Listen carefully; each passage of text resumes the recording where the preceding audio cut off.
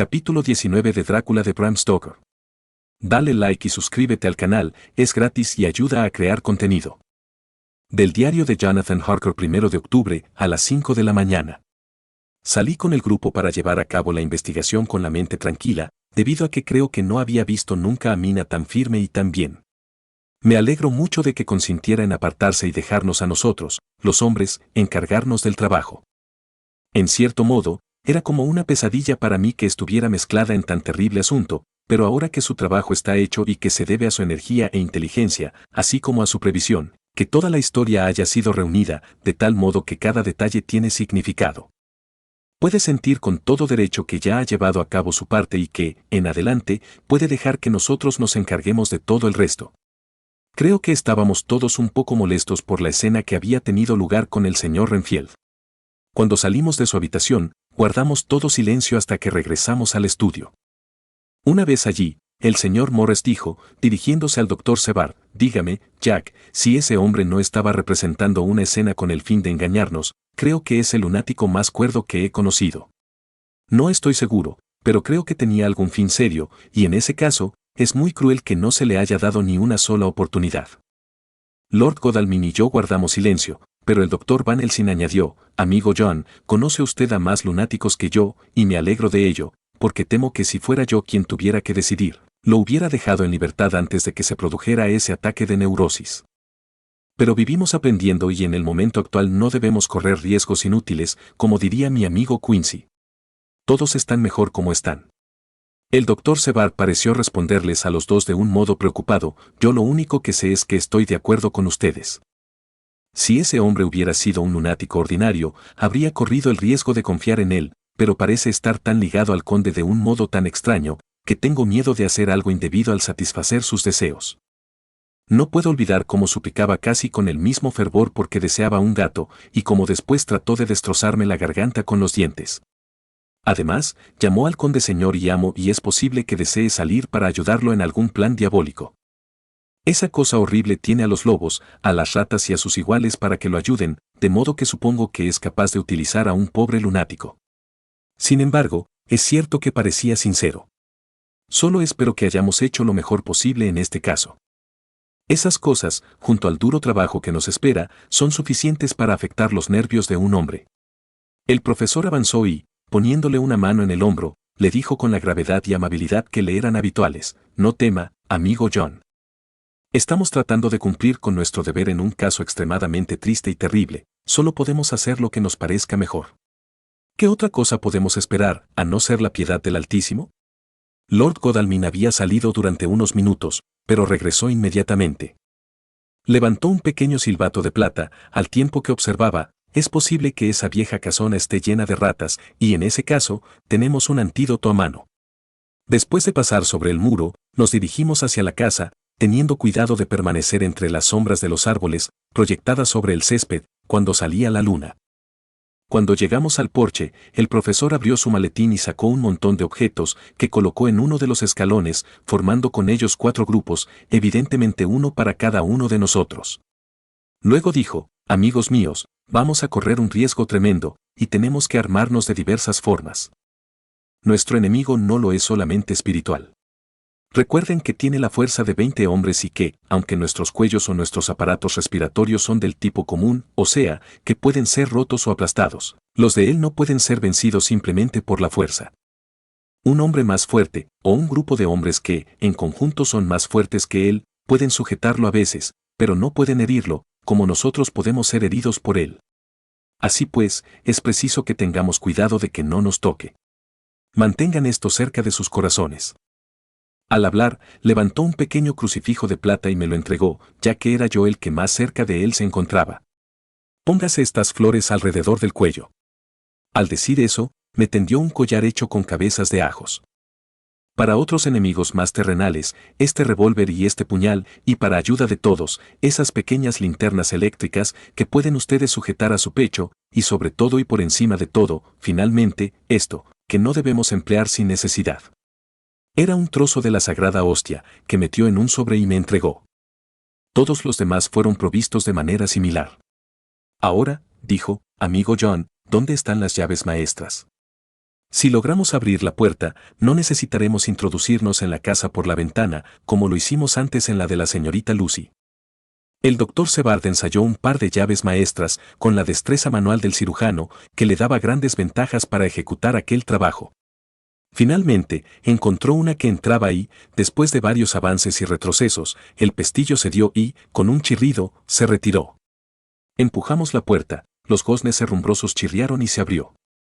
Era algo asombrosamente semejante a la imagen que me había formado de la apertura de la tumba de la señorita Westenra, tal como la había leído en el diario del doctor Sebard. Creo que la misma idea se les ocurrió a todos los demás, puesto que, como de común acuerdo, retrocedieron. El profesor fue el primero en avanzar y en dirigirse hacia la puerta abierta. In manus tuas, domine, dijo, persignándose, al tiempo que cruzaba el umbral de la puerta.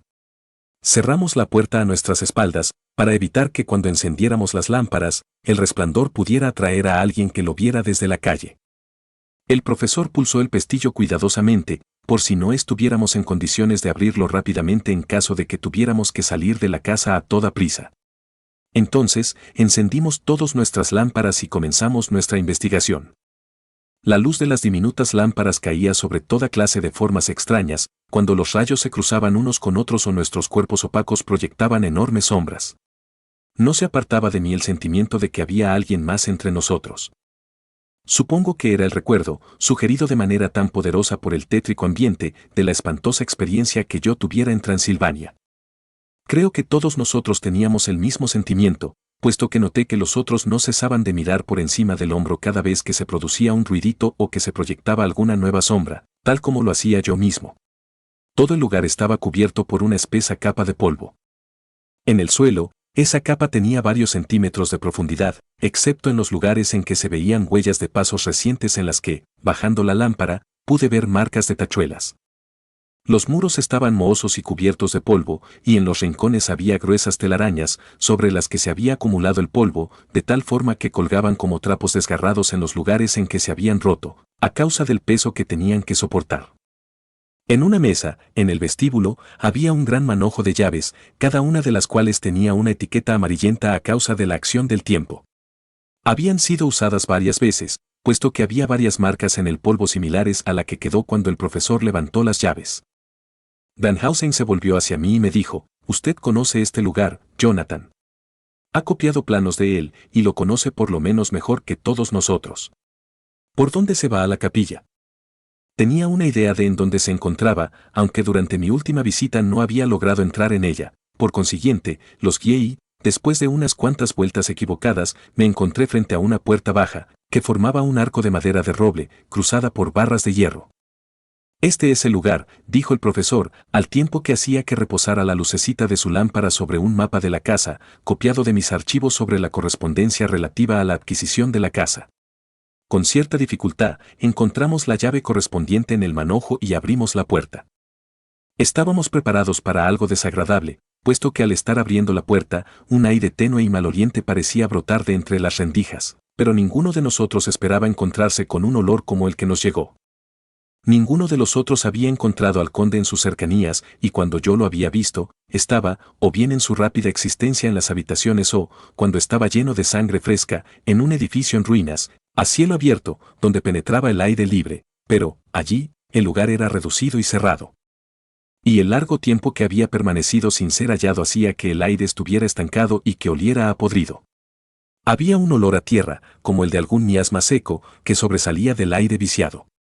Pero, en cuanto al olor mismo, ¿cómo poder describirlo?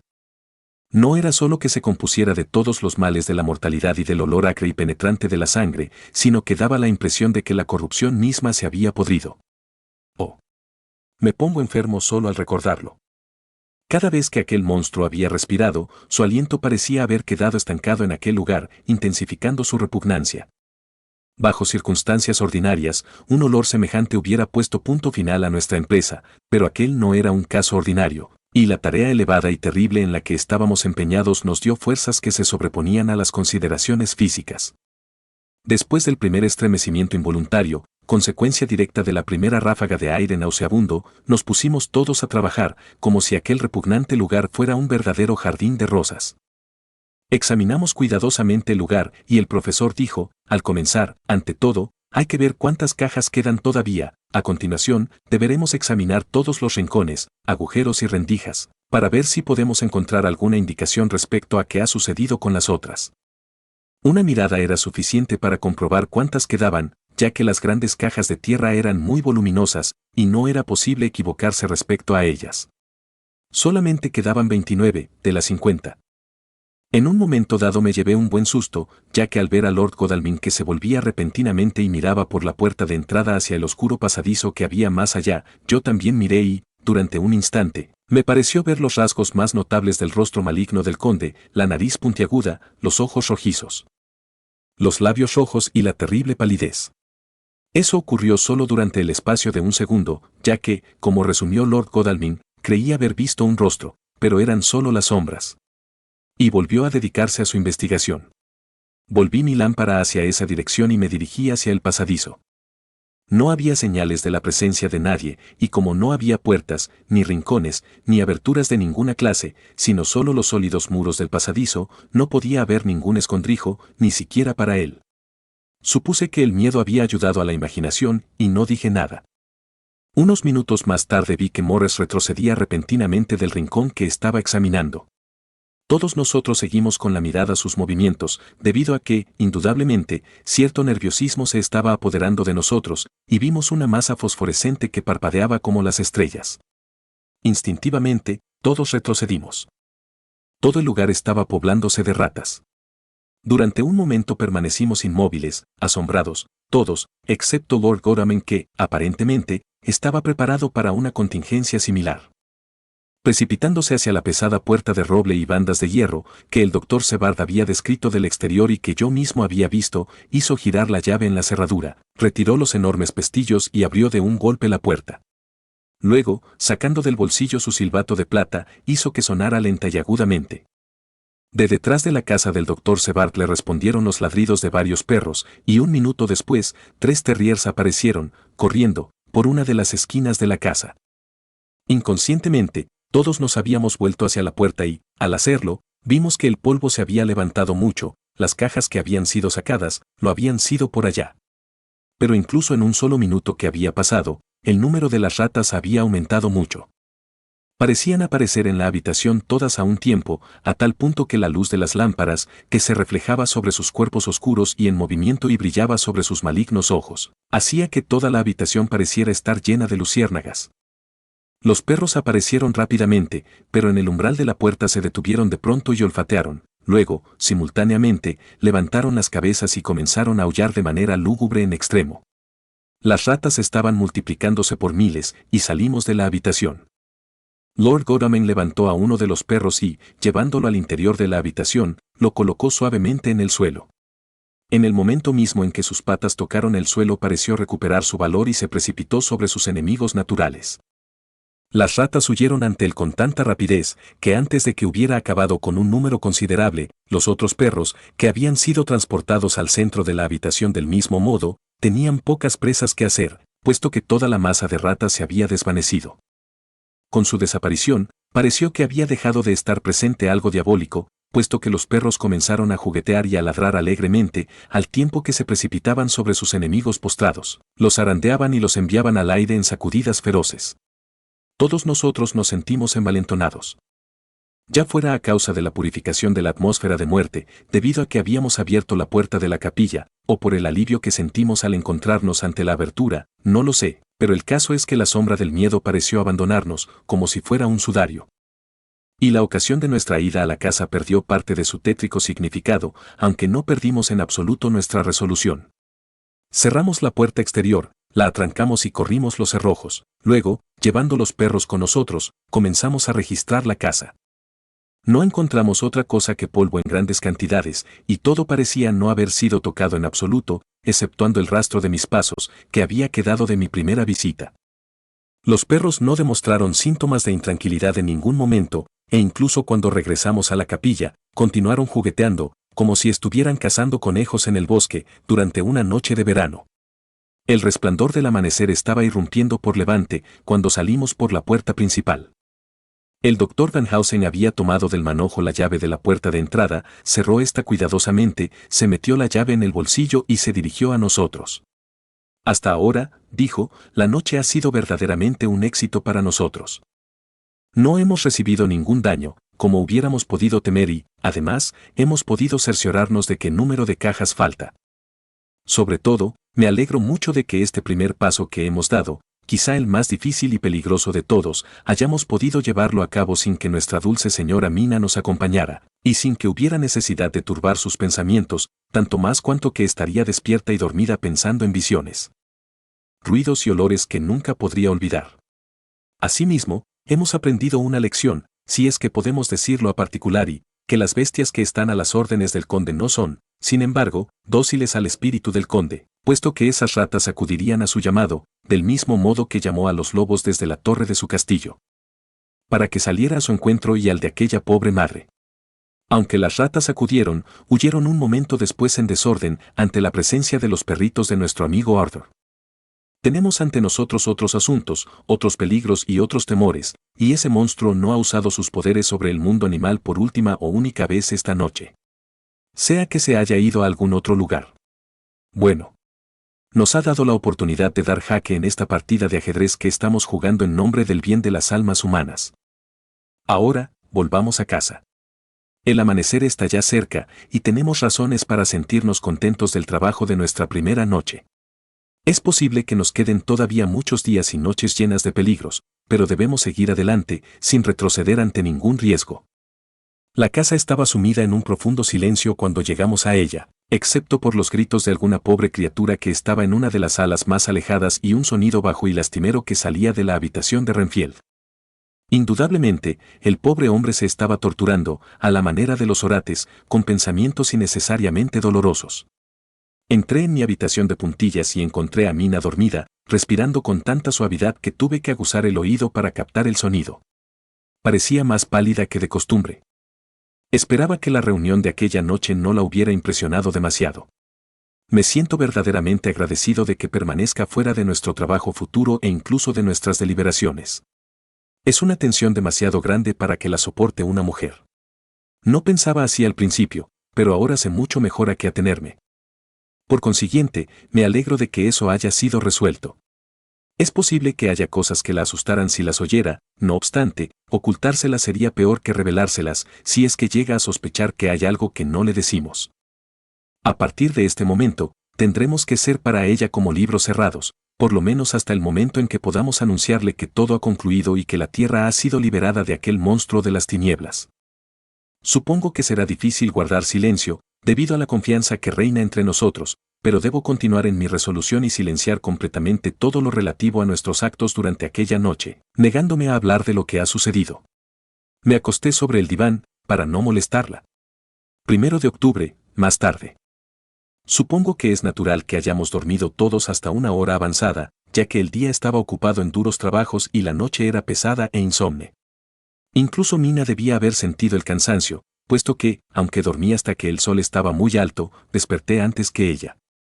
En realidad, estaba tan profundamente dormida, que durante unos segundos no me reconoció siquiera y me miró con un profundo terror, como si hubiera sido despertada en medio de una terrible pesadilla. Se quejó un poco de estar cansada y la dejé reposar hasta una hora más avanzada del día. Sabíamos ahora que 21 cajas habían sido retiradas y en el caso de que fueran llevadas varias a la vez, era posible que pudiéramos encontrarlas. Por supuesto, ello simplificaría considerablemente nuestro trabajo y cuanto antes solventáramos ese asunto, tanto mejor sería. Tenía que ir a ver a Thomas Snelling. Del diario del Dr. Sebard, 1 de octubre. Era casi mediodía cuando fui despertado por el profesor, que entró en mi habitación. Estaba más alegre y amable que de costumbre, y es evidente que el trabajo de la noche anterior había servido para aligerar parte del peso que tenía en la mente. Después de hablar de la aventura de la noche anterior, dijo repentinamente, su paciente me interesa mucho. ¿Es posible que lo visite con usted esta mañana? O, en el caso de que esté usted muy ocupado, puedo ir solo a verlo, si usted me lo permite. Es una experiencia nueva para mí encontrar a un lunático que habla de filosofía y discurre de manera tan cuerda. Tenía ciertos trabajos urgentes que hacer y le dije que me gustaría que él fuera solo, ya que así no me vería obligado a hacerlo esperar. Por consiguiente, llamé a uno de los ayudantes y le di las debidas instrucciones. Antes de que mi maestro abandonara la habitación, Le aconsejé que no se llevara una impresión falsa sobre mi paciente. Deseo que me hable de sí mismo y de su decepción en cuanto a su consumo de animales vivos. Le dijo a la señora Mina, como vi en su diario de ayer, que tuvo antes esas creencias. ¿Por qué sonríe usted, amigo John? Excúseme, le dije, pero la respuesta se encuentra aquí. Coloqué la mano sobre las hojas mecanografiadas. Cuando nuestro cuerdo e inteligente lunático hizo esa declaración, tenía la boca todavía llena de las moscas y arañas que acababa de comer un instante antes de que la señora Archer entrara en su habitación. Bueno, dijo. Su memoria es buena. Debí haberlo recordado. Y, no obstante, esa misma desviación del pensamiento y de la memoria es lo que hace que el estudio de las enfermedades mentales sea tan apasionante. Es posible que obtenga más conocimientos de la locura de ese pobre alienado que lo que podría obtener de los hombres más sabios. ¿Quién sabe? Continué mi trabajo y, antes de que pasara mucho tiempo, había concluido con lo más urgente. Parecía que no había pasado realmente mucho tiempo, pero Van Helsing había vuelto ya al estudio. ¿Lo interrumpo?, preguntó cortésmente, permaneciendo en el umbral de la puerta. En absoluto, respondí. Pase. Ya he terminado mi trabajo y estoy libre. Puedo acompañarlo, si lo desea. Es inútil. Acabo de verlo. Y temo que no me aprecia mucho. Nuestra entrevista ha sido corta. Cuando entré en su habitación estaba sentado en una silla, en el centro, con los codos apoyados sobre las rodillas y en su rostro había una expresión hosca y malhumorada. Le he hablado con toda la amabilidad posible, y con todo el respeto que he logrado aparentar. No me respondió palabra alguna. ¿No me reconoce usted?, inquirí. Su respuesta no fue muy tranquilizadora. Lo conozco perfectamente. Es usted el viejo idiota de Van Helsing. Desearía que se fuera usted con sus estúpidas teorías psicológicas a otro lado. Malditos sean todos los estúpidos holandeses. No pronunció ni una palabra más y siguió sentado, encerrado en su descontento y mal humor, exactamente como si yo no hubiera estado en la habitación en absoluto, tal era su indiferencia. Así he perdido la oportunidad de aprender algo de ese inteligente lunático, por consiguiente, debo irme para tratar de consolarme cruzando unas cuantas palabras agradables con la dulce señora Mina. Amigo John, me alegro infinitamente de que ya no tenga ella que sufrir más, ni que preocuparse por nuestros terribles asuntos. Aunque echaremos en falta su ayuda, es mejor que así sea.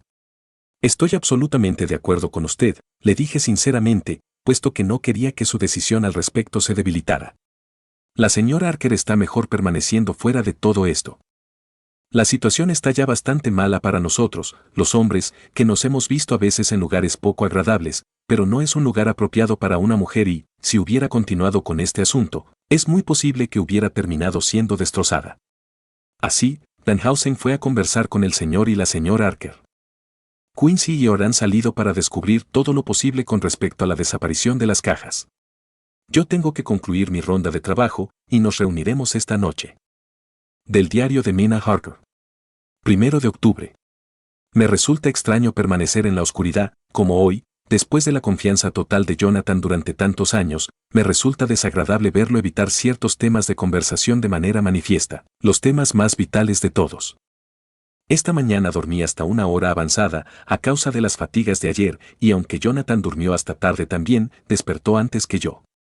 Habló conmigo antes de salir, y nunca antes lo había hecho con mayor dulzura o ternura, pero no mencionó ni una sola palabra sobre lo que había sucedido en su visita a la casa del conde.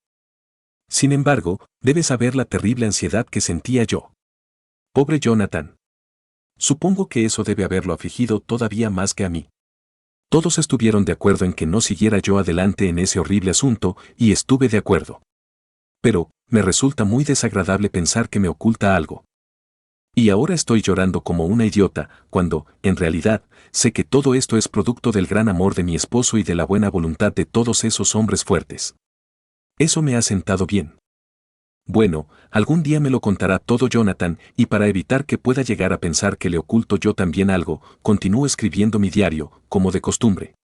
Así, si ha temido por mi confianza, debo mostrárselo, incluyendo todos los pensamientos y los sentimientos de mi corazón, para que pueda leerlos claramente. Me siento hoy extrañamente triste y malhumorada. Supongo que es la reacción a causa de la tremenda emoción. Anoche me acosté cuando se fueron los hombres, sencillamente porque me dijeron que me acostara. No tenía sueño, y sentía una ansiedad enorme. Estuve pensando en todo lo sucedido desde que Jonathan fue a verme a Londres y todo ello parecía una horrible tragedia, como si el destino impulsara todo hacia un fin siniestro. Todo lo que hacemos, por muy buenas intenciones que tengamos, parece conducir a algo que debe deplorarse profundamente. Si no hubiera ido a Whitby es posible que la pobre y querida Lucy estuviera ahora entre nosotros. No se le había ocurrido visitar el cementerio de la iglesia hasta el momento de mi llegada, y si no hubiera ido allí durante el día no habría regresado dormida durante la noche, y el monstruo no la hubiera destruido como lo hizo. Oh. ¿Por qué fui a Whitby? Otra vez llorando. No sé qué me sucede hoy.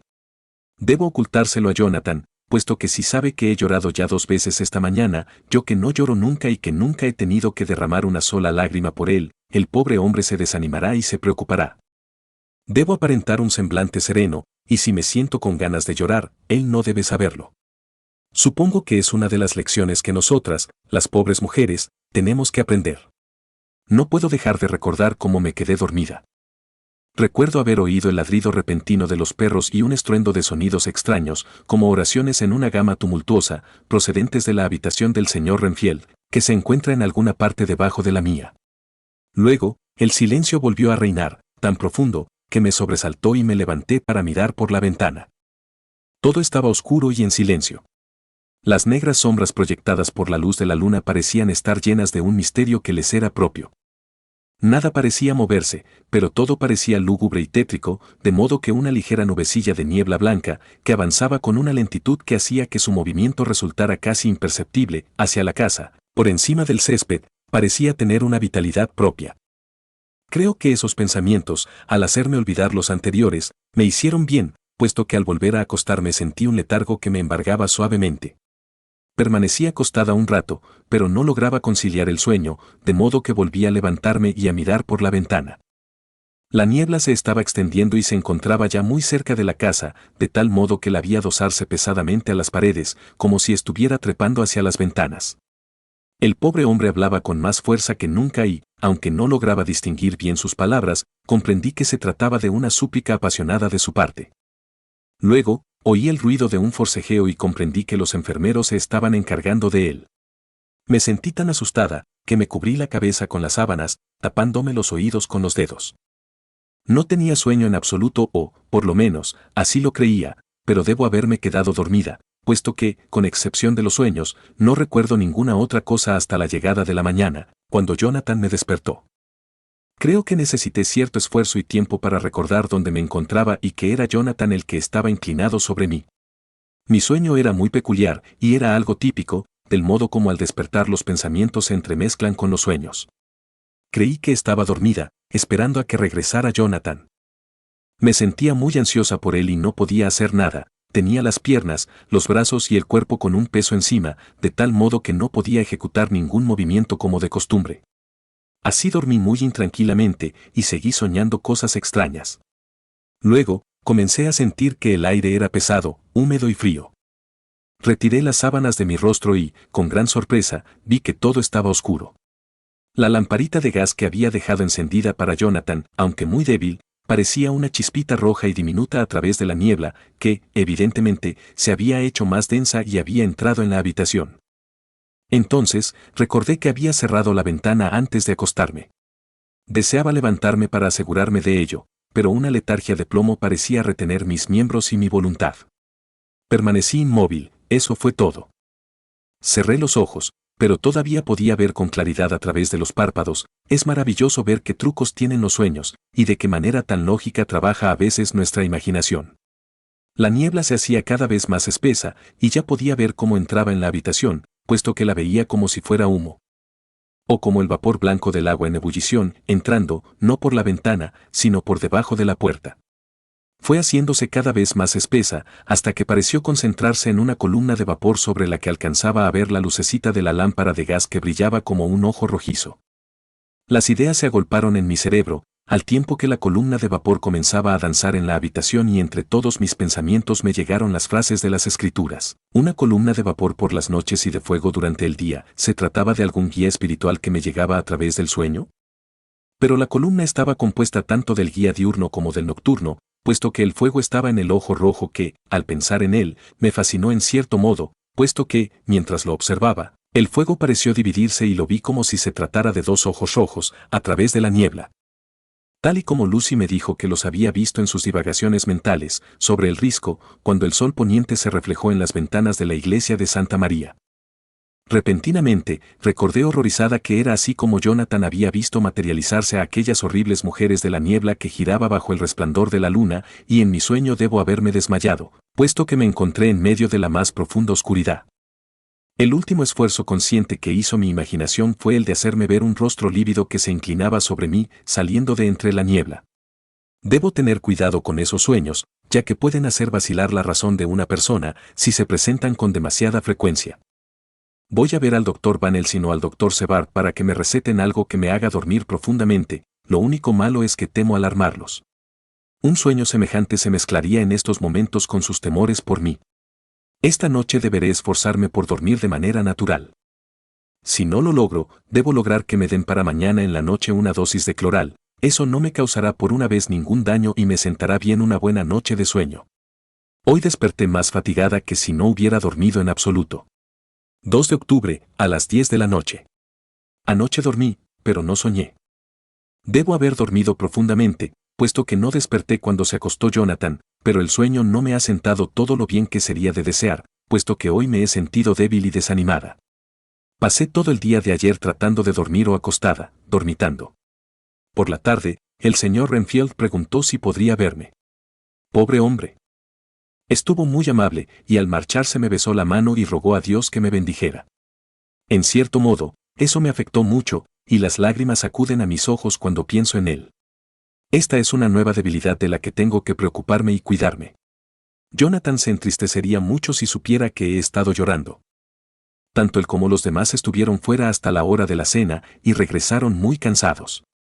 Hice todo lo posible por alegrarlos, y creo que el esfuerzo me sentó bien, puesto que me olvidé de lo cansada que estaba yo misma.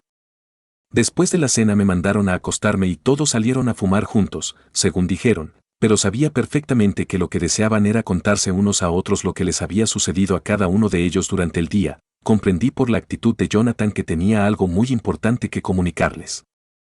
No tenía tanto sueño como debería, por consiguiente, antes de que se fueran le pedí al doctor Sevard que me diera alguna pastilla para dormir, de cualquier tipo, ya que no había dormido bien la noche anterior. Con mucha habilidad, me preparó una droga adormecedora y me la dio, diciéndome que no me causaría ningún daño, ya que era muy ligera. La he tomado y estoy esperando a que el sueño me venza, lo cual me parece todavía algo lejano. Espero no haber hecho mal, ya que cuando el sueño comienza a apoderarse de mí, me asalta un nuevo temor, es posible que haya cometido una tontería al privarme del poder de despertar. Es posible que lo necesite. Ya tengo sueño. Buenas noches. Capítulo 20. Del diario de Jonathan Harker. 1 de octubre, por la noche. Encontré a Thomas Snelling en su casa, en Bethnal Green, pero, desafortunadamente, no estaba en condiciones de recordar nada. El aliciente mismo de la cerveza que mi esperada visita había abierto ante él resultó demasiado fuerte y comenzó a beber demasiado pronto, antes de mi llegada. Sin embargo, supe, gracias a su esposa, una persona decente y tímida, que era solamente el asistente de Smollett, que de los dos era el responsable. De modo que me dirigí hacia Balworth y encontré al señor Joseph Smollett en su casa, en mangas de camisa, tomando una taza de té tardía, que levantaba de un platillo. Es un tipo honrado e inteligente, un trabajador de confianza y con una inteligencia y una personalidad que le son propias. Recordaba todo respecto al incidente de las cajas y, sacando de un lugar misterioso de la parte posterior de su pantalón una libreta con las puntas de las hojas dobladas y las páginas cubiertas de jeroglíficos trazados con un lápiz de punta gruesa y con una escritura muy apoyada, me comunicó el punto de destino de las cajas. Había 6 que había tomado en Carfax y las había depositado en el número 197 de Checksand Street, en Malland, Newtown, y otras 6 que había depositado en Jamaica Lane, Bermondsey. En el caso de que el conde deseara distribuir sus fantasmales refugios por todo Londres, esos lugares habrían sido escogidos como punto de partida, de tal modo que a continuación pudiera distribuir completamente las cajas. El modo sistemático en que todo aquello estaba siendo llevado a cabo me hizo pensar que eso no podría significar que el monstruo deseaba confinarse en 2 lugares de Londres. Estaba situado ya en la parte este de la ribera norte, al este de la costa sur y al sur de la ciudad. Era seguro que no pensaba dejar fuera de sus planes diabólicos el norte y el oeste, por no hablar de la serie misma y el corazón mismo de Londres elegante, al sudoeste y al oeste. Volví a ver a Smollett y le pregunté si podría decirnos si había sido sacada alguna otra caja de Carfax. Entonces respondió, bueno, señor, se ha portado usted muy bien conmigo, le había dado medio soberano y voy a decirle todo lo que sé. Oí a un hombre llamado Bloxham que decía hace 4 noches en el Aranaunds de Spencer's Alley, que él y su compañero habían tenido un trabajo sucio y raro en una vieja casa de Purfleet. No son frecuentes aquí los trabajos de esa índole, y creo que Sam Bloxham podrá decirle algo más al respecto. Le pregunté si le era posible indicarme dónde podría encontrarlo. Le dije que si podía conseguirme la dirección, tendría mucho gusto en entregarle otro medio soberano. De modo que tomó de un trago el resto de su té y se puso en pie, diciendo que iba a iniciar sus averiguaciones. En la puerta se detuvo, y dijo, escuche, señor, no tiene sentido que espere usted aquí. Es posible que encuentre pronto a Sam, o que no lo haga, pero, de todos modos, no creo que se encuentre en condiciones de decirle muchas cosas esta noche. Sam es un tipo raro cuando saca los pies de sus casillas. Si puede usted darme un sobre con un sello de correos y su dirección, veré dónde es posible encontrar a Sam y le enviaré los datos por correo esta misma noche. Pero será preciso que vaya a verlo muy de mañana si quiere encontrarlo, puesto que Sam se levanta temprano, por muy prolongada que haya sido la juerga de la noche anterior. Eso resultó práctico, de modo que uno de los niños salió con un penique a comprar un sobre y una hoja de papel, y le di el cambio. Cuando regresó, le puse la dirección al sobre y le pegué el sello, y cuando Smollett me prometió otra vez que me enviaría la dirección por correo en cuanto la descubriera, me dirigí a casa. De todos modos, estamos sobre la pista. Esta noche me siento cansado y deseo dormir. Mina está profundamente dormida y tiene un aspecto demasiado pálido, sus ojos dan la impresión de que ha estado llorando. Pobre mujer, estoy seguro de que le es muy duro permanecer en la ignorancia y que eso puede hacer que se sienta doblemente ansiosa por mí y por todos los demás. Pero es mejor así. Es mejor sentirse decepcionado y ansioso que tener los nervios destrozados. Los médicos tenían razón al insistir en que ella debía permanecer fuera de todo este terrible asunto. Debo mantenerme firme, puesto que la carga del silencio debe pesar sobre todo en mí. Ni siquiera puedo mencionar el tema ante ella, por ninguna circunstancia. En realidad, no creo que resulte una tarea difícil y dura, después de todo, ya que ella misma se ha hecho reticente en lo relativo a ese tema y no ha vuelto a hablar del conde ni de sus actos desde que le comunicamos nuestra decisión. 2 de octubre, por la noche. Fue un día largo, emocionante, y de los que resultan una verdadera prueba. Por el primer correo he recibido la carta que me era destinada y que contenía una hoja sucia de papel, sobre el que habían escrito con un lápiz de carpintero y una mano demasiado pesada, Sam Bloxham, Corcrans, 4, Potter's Court, Bartle Street, Walworth. Pregunte por el alguacil. Recibí la carta en la cama y me levanté, sin despertar a Mina. Estaba pálida y parecía dormir pesada y profundamente. Pensé no despertarla, pero en cuanto volviera de esa investigación, tomaría las disposiciones pertinentes para que regresara a Exeter. Creo que estará más contenta en nuestra propia casa, interesándose en sus tareas cotidianas, que estando aquí, entre nosotros, en la ignorancia de todo lo que está sucediendo. Vi solamente al doctor Sebart durante un momento y le dije a dónde me dirigía, prometiéndole regresar a explicarle todo el resto en cuanto pudiera descubrir algo. Me dirigí a Walworth y encontré con ciertas dificultades Potter's Court. La ortografía del señor Smollett me engañó, debido a que pregunté primeramente por Potter's Court en lugar de Potter's Court. Sin embargo, cuando encontré la dirección, no tuve dificultades en encontrar la casa de huéspedes Corkeren. Cuando le pregunté al hombre que salió a la puerta por el alguacil, movió la cabeza y dijo, no lo conozco. No hay ningún tipo así aquí, no he oído hablar de él en toda mi vida. No creo que haya nadie semejante que viva aquí o en las cercanías. Saqué la carta de Smollett y al leerla me pareció que la lección sobre la ortografía con que estaba escrito la dirección podría ayudarme. ¿Quién es usted?, le pregunté. Soy el alguacil, respondió. Comprendí inmediatamente que estaba en terreno seguro. La ortografía con que estaba escrita la carta me volvió a engañar. Una propina de media corona puso los conocimientos del alguacil a mi disposición y supe que el señor Bloxham había dormido en la casa Corcaran, para que se difuminaran los vapores de la cerveza que había tomado la noche anterior, pero que se había ido a su trabajo en Papler a las 5 de la mañana. No pudo indicarme dónde se encontraba el lugar exacto en que trabajaba, pero tenía una vaga idea de que se trataba de algún almacén nuevo y con ese indicio tan sumamente ligero me puse en camino hacia Papler. Eran ya las 12 antes de que lograra indicaciones sobre un edificio similar y fue en un café donde me dieron los datos. En el salón había varias mujeres comiendo.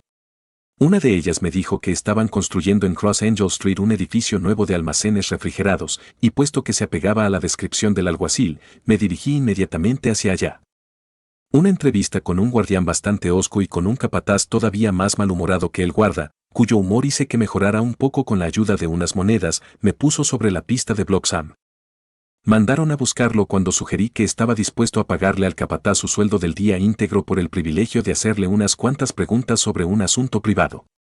Era un tipo bastante inteligente, aunque de maneras y hablar un tanto bruscos. Cuando le prometí pagarle por sus informes y le di un adelanto, me dijo que había hecho 2 viajes entre Carfax y una casa de Piccadilly y que había llevado de la primera dirección a la última 9 grandes cajas, muy pesadas, con una carreta y un caballo que había alquilado para el trabajo. Le pregunté si podría indicarme el número de la casa de Piccadilly, a lo cual replicó, bueno, señor, me he olvidado del número, pero estaba a unas cuantas puertas de una gran iglesia blanca, o algo semejante, que no hace mucho que ha sido construida. Era una vieja casona cubierta de polvo, aunque no tan llena de polvo como la casa de la que saqué las cajas. ¿Cómo logró usted entrar, si estaban desocupadas las 2 casas? Me estaba esperando el viejo que me contrató en la casa de Purflé.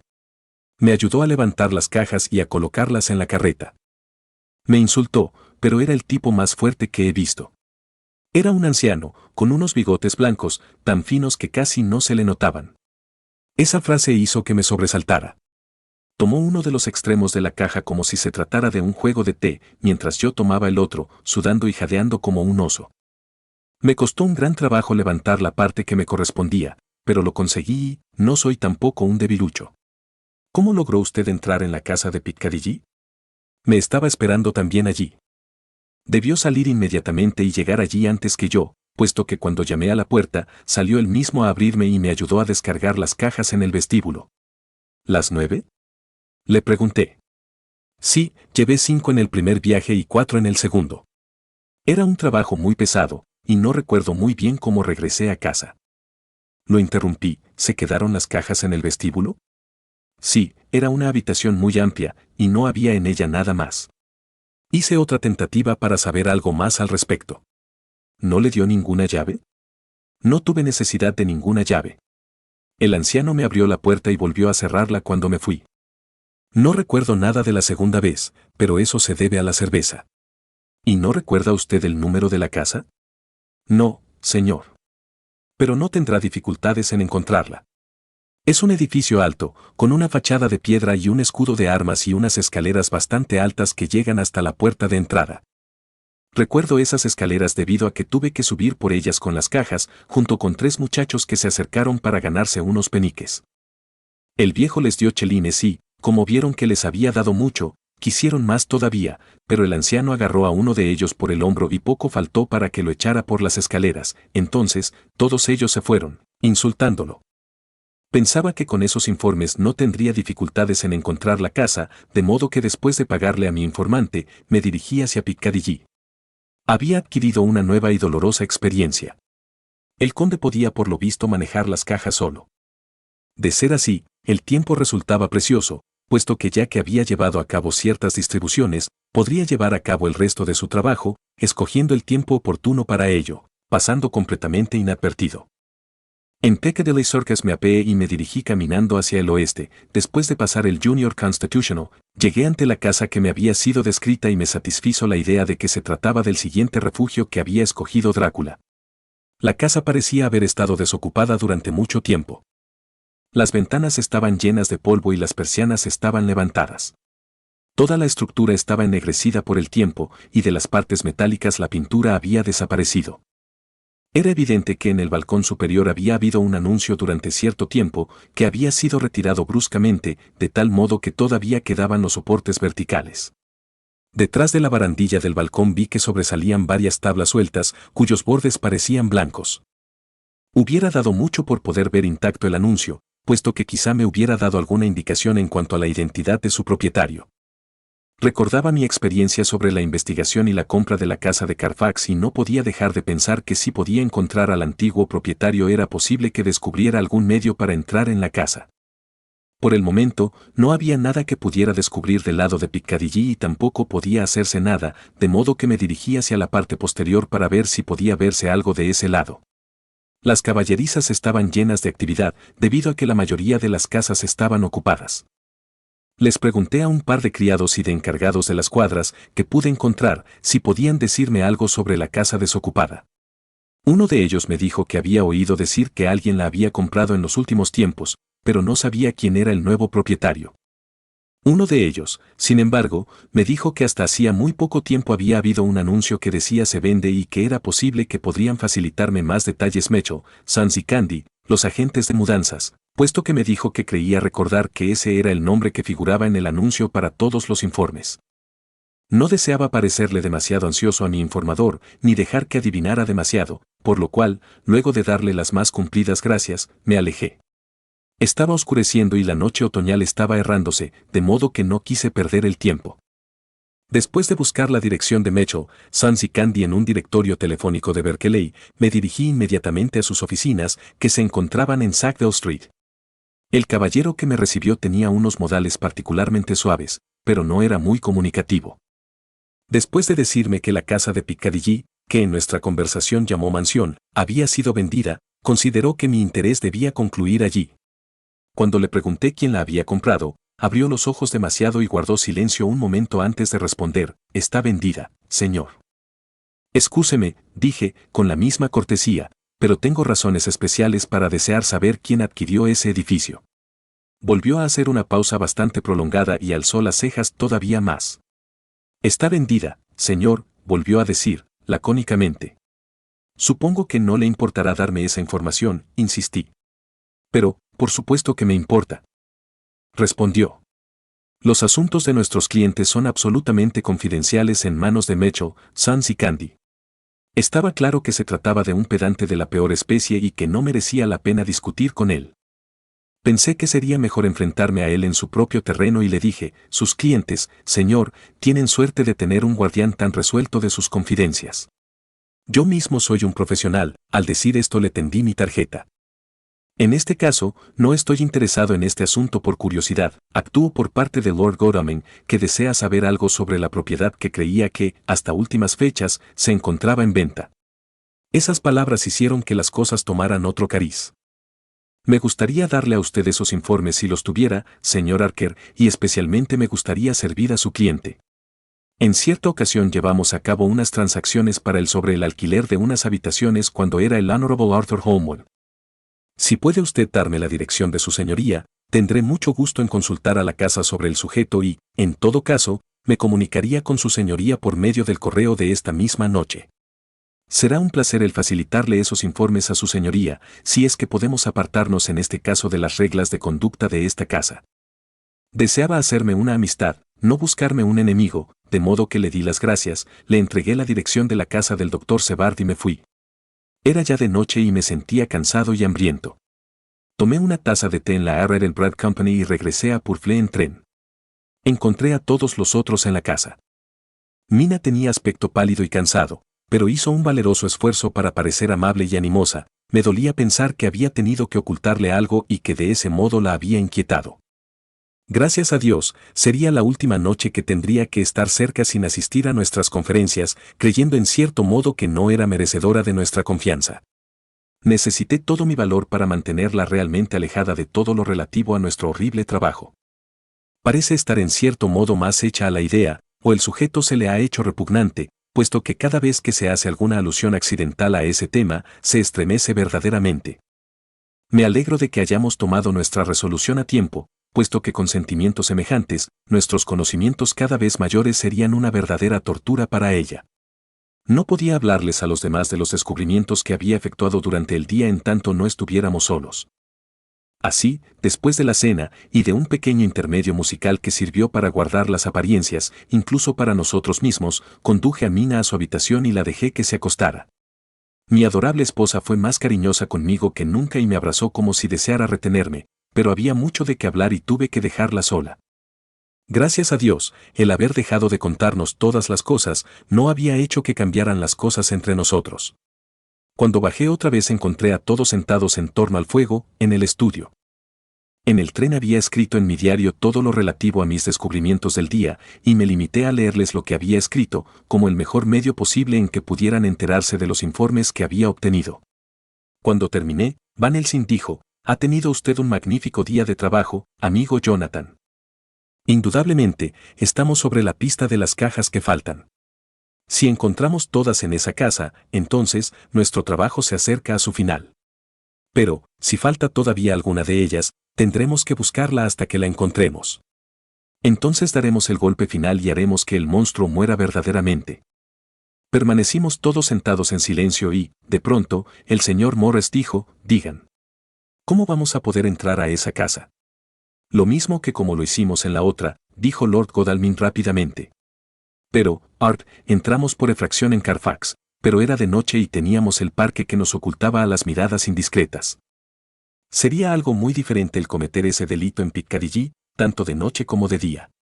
Confieso que no veo cómo vamos a poder entrar, a no ser que ese pedante de la agencia inmobiliaria nos consiga alguna llave». Lord Godalming frunció el ceño, se puso en pie y se paseó por la habitación. De pronto se detuvo y dijo, volviéndose hacia nosotros y mirándonos uno por uno: «Quincy tiene razón. Este asunto de las entradas por efracción se hace muy serio, nos salió muy bien una vez, pero el trabajo que tenemos ahora entre manos es muy diferente, a menos que encontremos el llavero del conde». Como no podíamos hacer nada antes de la mañana y como era aconsejable que Lord Godalming esperara hasta recibir la comunicación de Mitchells, decidimos no dar ningún paso hasta la hora del desayuno.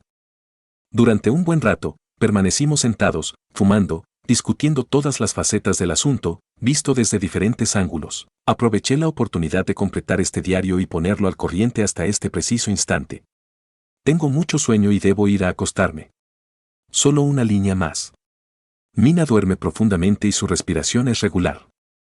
Tiene la frente surcada de pequeñas arrugas, como si incluso dormida estuviera pensando. Está todavía muy pálida, pero no tan macilenta como esta mañana. Mañana espero que podremos poner fin a todo esto, se irá a nuestra casa de Exeter. Oh, qué sueño tengo. Del diario del Dr. Sebard. 1 de octubre. Estoy absolutamente asombrado por lo de Renfield. Sus saltos de humor son tan repentinos que tengo dificultades para poder registrarlos y adaptarme a ellos, y como siempre tienen un significado que va más allá de su propio bienestar, forman un estudio más que interesante. Esta mañana, cuando fui a verlo, después de que hubo rechazado a Van Helsing, sus modales eran los de un hombre que estaba dirigiendo al destino. En efecto, estaba dándole órdenes al destino, subjetivamente. No se preocupaba en absoluto por ninguna de las cosas terrenales, estaba en las nubes y miraba desde su atalaya a todas las flaquezas y deseos de nosotros, los pobres mortales. Decidí aprovecharme de la ocasión y aprender algo, de modo que le pregunté: «¿Qué me dice usted de las moscas en estos últimos tiempos?». Me sonrió con aire muy superior.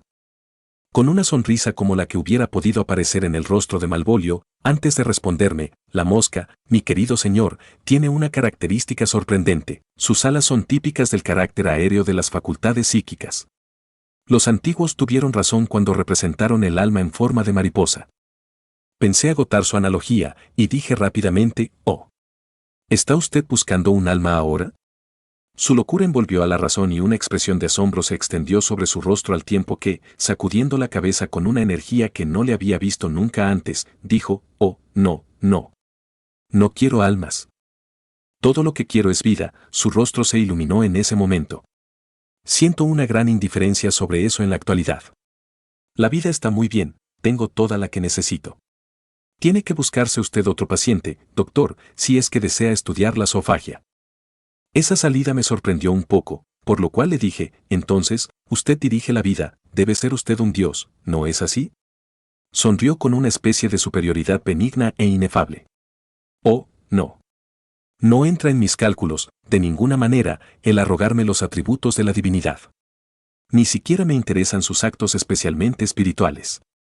Si me es posible establecer cuál es mi posición intelectual, diría que estoy, en lo referente a las cosas puramente terrenales, en cierto modo en la posición que ocupaba Enoch espiritualmente.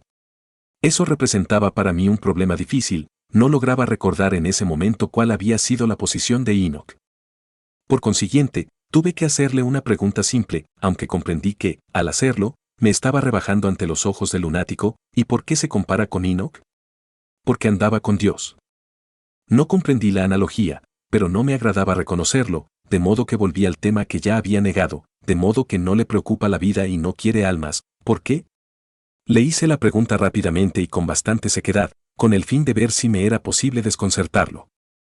El esfuerzo dio resultado y por espacio de un instante se tranquilizó y volvió a sus antiguos modales serviles, se inclinó ante mí y me aduló servilmente, al tiempo que respondía, no quiero almas. Es cierto. Es cierto. No quiero. No me servirían de nada si las tuviera, no tendría modo de usarlas. No podría comérmelas o. Guardó silencio repentinamente y la antigua expresión de astucia volvió a extenderse sobre su rostro, como cuando un viento fuerte riza la superficie de las aguas. Escuche, doctor, en cuanto a la vida, ¿qué es después de todo? Cuando ha obtenido todo lo necesario y sabe que nunca deseará otra cosa, eso es todo. Tengo amigos, buenos amigos, como usted, doctor Sebard, esto lo dijo con una expresión de indecible astucia. Sé que nunca me faltarán los medios de vida. Creo que entre las brumas de su locura vio en mí cierto antagonismo, puesto que, finalmente, retrocedió al abrigo de sus iguales, al más profundo y obstinado silencio. Al cabo de poco tiempo, comprendí que por el momento era inútil tratar de hablar con él. Estaba enfurruñado. De modo que lo dejé solo y me fui. Más tarde, en el curso del día, me mandó llamar. Ordinariamente no hubiera ido a visitarlo sin razones especiales, pero en este momento estoy tan interesado en él que me veo contento de hacer ese pequeño esfuerzo. Además, me alegró tener algo que me ayude a pasar el tiempo. Archer está fuera, siguiendo pistas, y también Quincy y Lord Godalming. Van Helsing está en mi estudio, examinando cuidadosamente los registros preparados por los Archer. Parece creer que por medio de un conocimiento exacto de todos los detalles es posible que llegue a encontrar algún indicio importante. No desea que lo molesten mientras trabaja, a no ser por algún motivo especial. Pude hacer que me acompañara a ver al paciente, pero pensé que después de haber sido rechazado como lo había sido, no le agradaría ya ir a verlo. Además, había otra razón, Renfield no hablaría con tanta libertad ante una tercera persona como lo haría estando solos él y yo. Lo encontré sentado en la silla, en el centro de su habitación, en una postura que indica generalmente cierta energía mental de su parte. Cuando entré, dijo inmediatamente, como si la pregunta le hubiera estado quemando los labios, ¿qué me dice de las almas? Era evidente que mi aplazamiento había sido correcto. Los pensamientos inconscientes llevaban a cabo su trabajo, incluso en el caso de los lunáticos. Decidí acabar con aquel asunto. ¿Qué me dice de ellas usted mismo? Inquirí. Renfield no respondió por el momento y miró en torno suyo, arriba y abajo, como si esperara obtener alguna inspiración para responder. No quiero almas. Dijo en tono débil y como de excusa. El asunto parecía ocupar su mente y decidí aprovecharme de ello, a ser cruel solo para ser bueno. De modo que le dije, ¿a usted le gusta la vida? ¿Quiere la vida? Oh, sí. Pero, eso ya está bien. No necesita usted preocuparse por eso. Pero, inquirí, ¿cómo vamos a obtener la vida sin obtener el alma al mismo tiempo? Eso pareció sorprenderlo, de modo que desarrollé la idea. Pasará usted un tiempo muy divertido cuando salga de aquí, con las almas de todas las moscas, arañas, pájaros y gatos, zumbando, retorciéndose y maullando en torno suyo. Les ha quitado usted las vidas y debe saber qué hacer con sus almas. Algo pareció afectar su imaginación, ya que se cubrió los oídos con los dedos y cerró los ojos, apretándolos con fuerza, como lo hace un niño cuando le están lavando la cara con jabón. Había algo patético en el que me emocionó. Asimismo, recibí una lección, puesto que me parecía que había un niño frente a mí, solamente un niño, aunque sus rasgos faciales reflejaban el cansancio y la barba que aparecía sobre sus mejillas era blanca. Era evidente que estaba sufriendo algún proceso de desarreglo mental y, sabiendo cómo sus estados anímicos anteriores parecían haber interpretado cosas que eran aparentemente extrañas para él, creí conveniente introducirme en sus pensamientos tanto como fuera posible, para acompañarlo. El primer paso era el de volver a ganarme su confianza, de modo que le pregunté, hablando con mucha fuerza, para que pudiera oírme, a pesar de que tenía los oídos cubiertos, ¿quiere usted un poco de azúcar para volver a atraer a sus moscas? Pareció despertarse de pronto y movió la cabeza. Con una carcajada, dijo, no. Las moscas son de poca importancia, después de todo. Hizo una ligera pausa y añadió, pero, de todos modos, no quiero que sus almas me anden zumbando en los oídos. ¿O las arañas? Continué diciendo. No quiero arañas. ¿Para qué sirven las arañas? No tienen nada para comer o... Guardó silencio repentinamente, como si se acordara de algún tópico prohibido. Vaya, me dije para mis adentros. Es la segunda vez que se detiene repentinamente ante la palabra, ¿qué significa esto?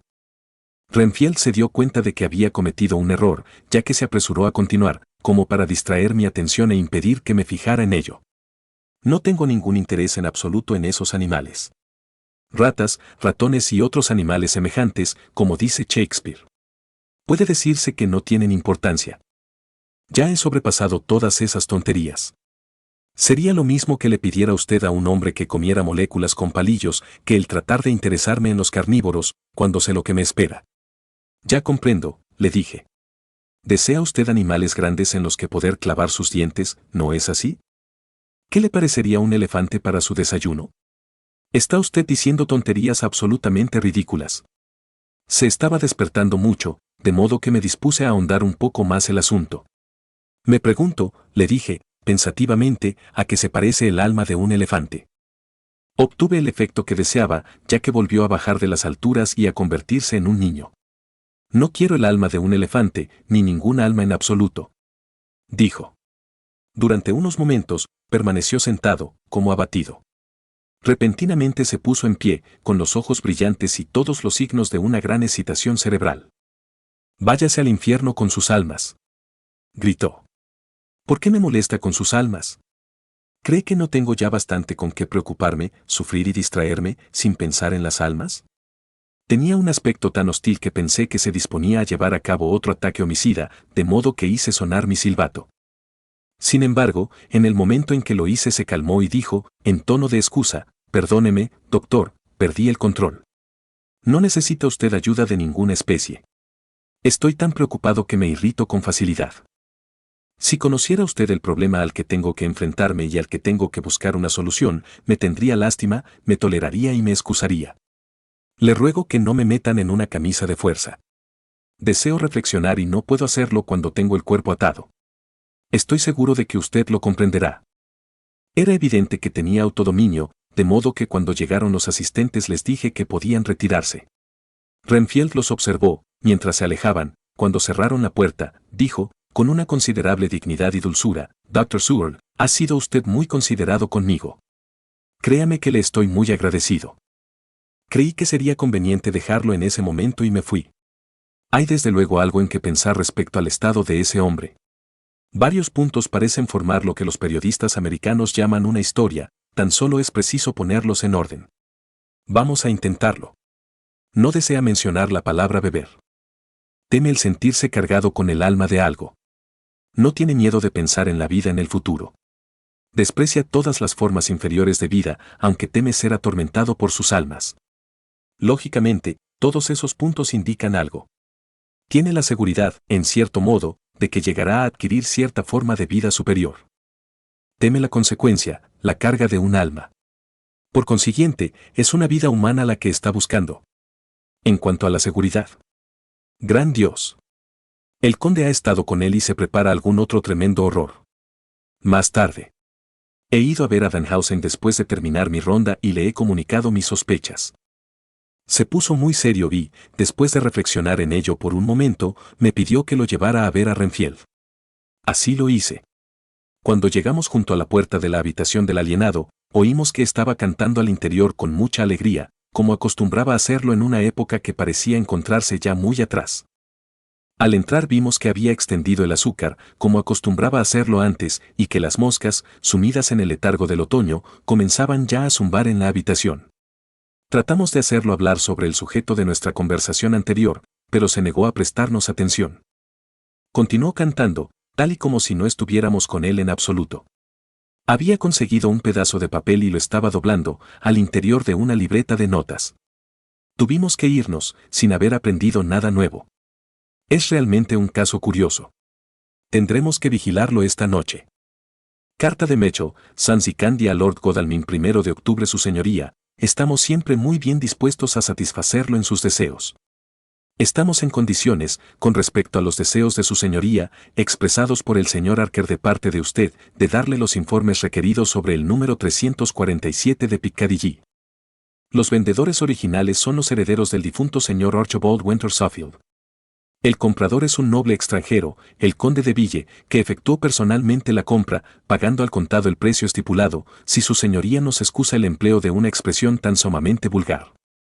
Aparte de esto, no conocemos absolutamente nada más respecto al mencionado conde.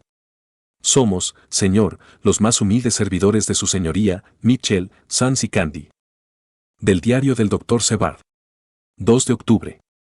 Coloqué a un hombre en el pasillo durante la última noche, para presentar un informe exacto de todos los ruidos que pudiera oír en la habitación de Renfield y dándole instrucciones para que en el caso de que se produjera algo insólito, me llamara inmediatamente. Después de la cena, cuando estuvimos todos reunidos en torno al fuego del estudio, y después de que la señora Archer se hubo retirado a sus habitaciones, discutimos de las tentativas y los descubrimientos que habíamos hecho durante aquel día. Archer era el único de nosotros que había obtenido resultados y tenemos grandes esperanzas de que los indicios que ha obtenido puedan ser de mucha importancia. Antes de ir a acostarme, di una vuelta por las habitaciones de los pacientes y miré por el Judas de la puerta. Renfield estaba durmiendo profundamente y su pecho se elevaba y descendía con regularidad. Esta mañana, el hombre que permaneció de servicio me comunicó que después de medianoche estuvo inquieto y recitando sus oraciones con voz un poco fuerte. Le pregunté si eso era todo y me respondió que eso era todo lo que había oído. Había algo en sus modales que se hacía tan sospechoso que le pregunté francamente si se había dormido.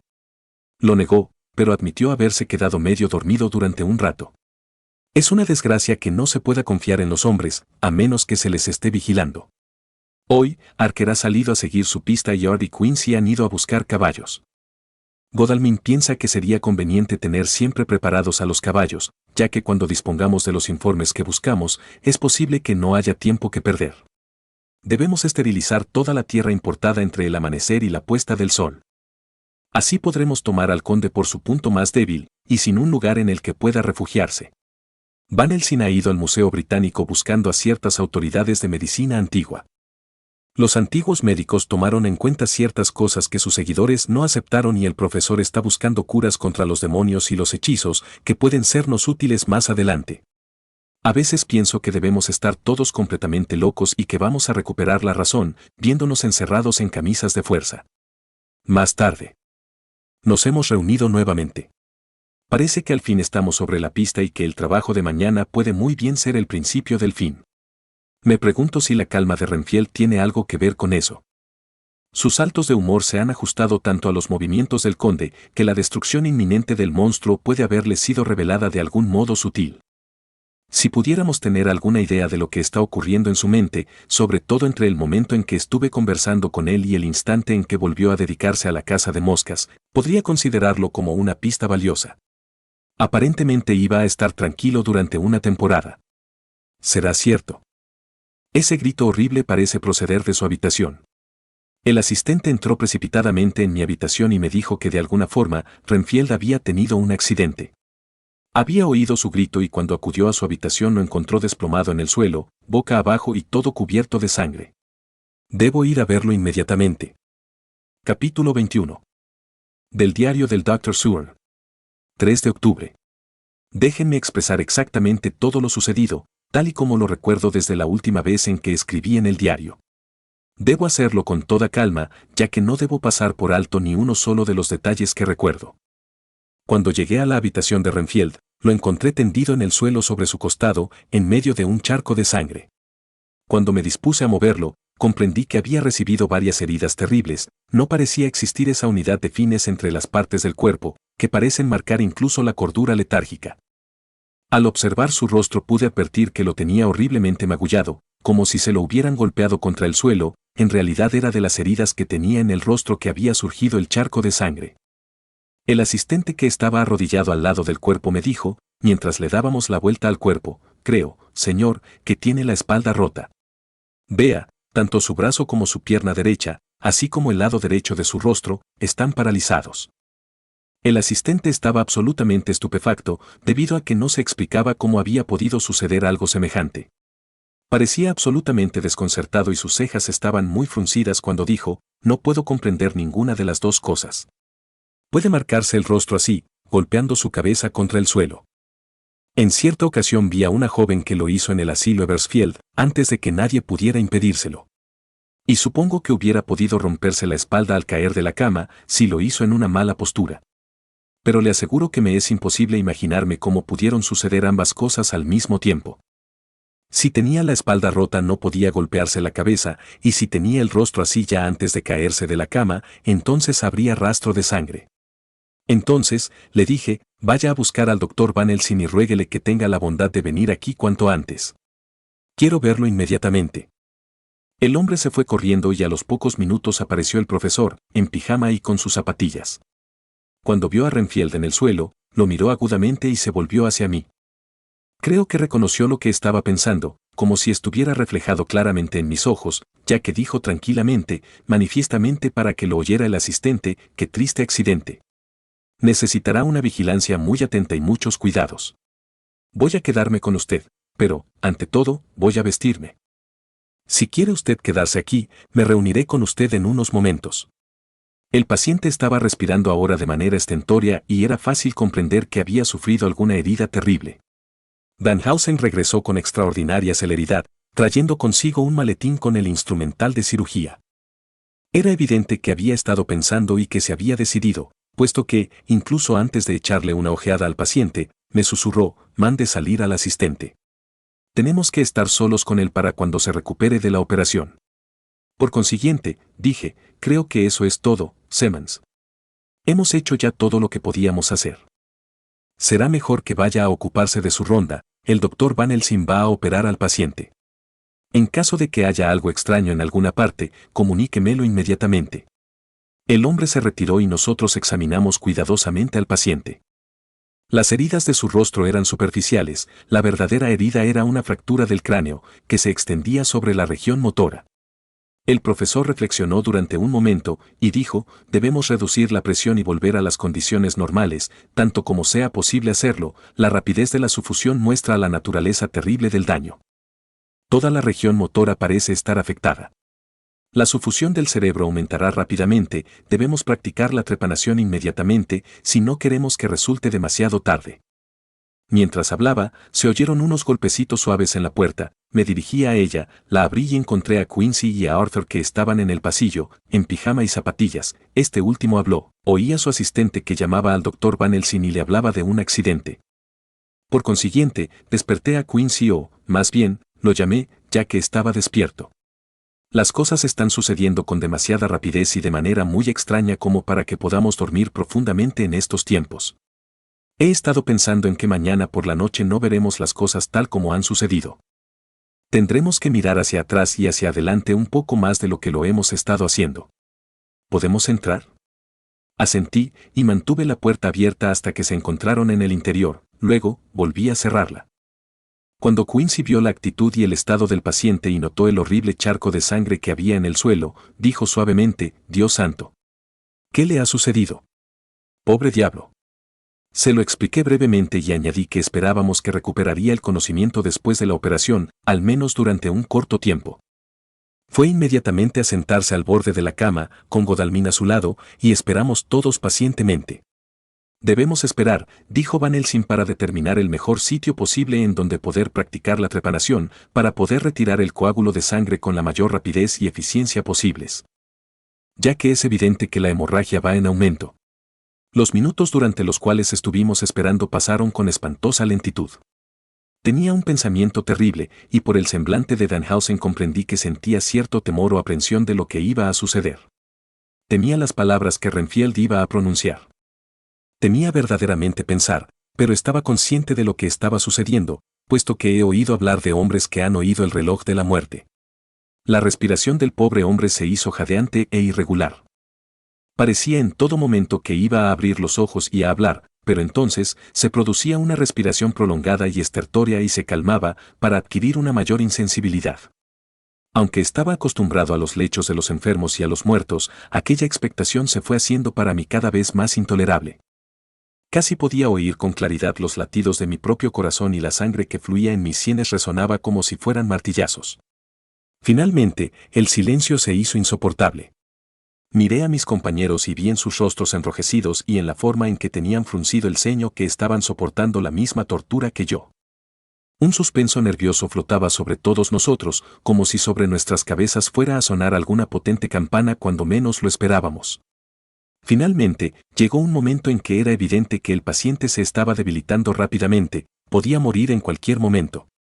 Miré al profesor y vi que sus ojos estaban fijos en mí. Su rostro estaba firme cuando habló, no hay tiempo que perder. Sus palabras pueden contribuir a salvar muchas vidas, he estado pensando en ello, mientras esperábamos. Es posible que haya un alma que corra un peligro muy grande. Debemos operar inmediatamente encima del oído. Sin añadir una palabra más comenzó la operación. Durante unos minutos más la respiración continuó siendo estertórea.